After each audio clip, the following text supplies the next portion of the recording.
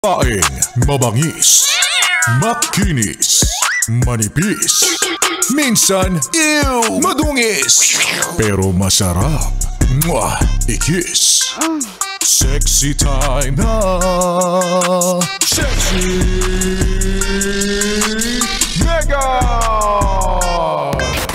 Yes, friend, ang sarap marinig pag sinasabi niya sa'yong ikaw ang dahilan kung bakit ako nagpupursige. Ikaw ang inspirasyon ko sa araw-araw. Ikaw ang dahilan kung bakit may plano na ako sa buhay at alam ko ang mga gusto kong gawin dahil yan sa'yo. Pero what if balik na rin natin ang sasabihin niya, ikaw ang dahilan kung bakit hindi ko na maabot ang mga pangarap ko. Ikaw ang dahilan. Sinira mo ang future ko. Ikaw ang dahilan kung bakit na bad influence ako. Ikaw may kasalanan. Ay, di wow.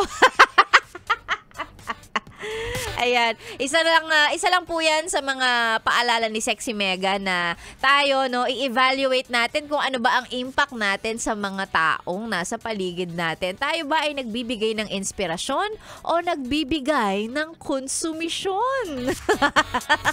Tayo ba ay nakakatulong? Nai-inspire ba natin yung mga tao sa paligid natin or tayo ang dahilan ng pagkasira ng buhay natin? Na-addict ka sa sugal, niyaya mo siya, di pareho na kayong addict. Ganon! Ay, nako.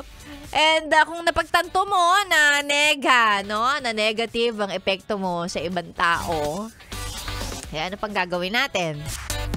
O syempre, dapat baguhin mo, be. Yan na naman tayo sa mindset na kung tanggap nila ako sa kung ano ako, yun ang totoong sukatan ng pagmamahal. Dapat tanggap nila na ito yung mga flaws ko. Mali yun, ha?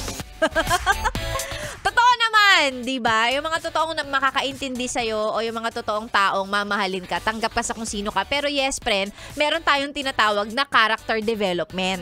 Di ba? Hindi porket alam mong minahal ka nila kahit may negative characteristic ka, but that doesn't mean na hindi ka rin mag-e-effort magbago. Nakakaloka ka, ha? Character development. Ganun.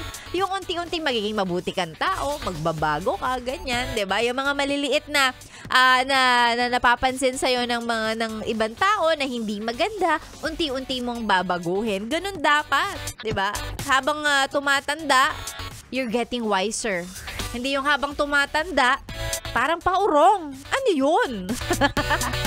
Ay, nako, mga gabay sa pamumuhay lamang po ni Sexy Mega niyan. Feeling ko naman alam mo na yan. Matanda ka na eh. Nire-remind ko lang. Tareng!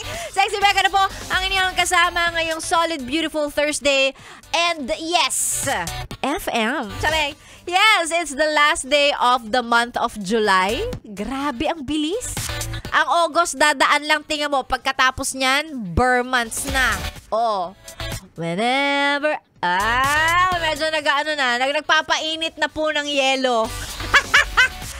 Nagpapadepros na ang Jose Marichan. Yan ang ginagawa niya pag August. Para pagdating ng September, Pasko na yan. Ganun yon.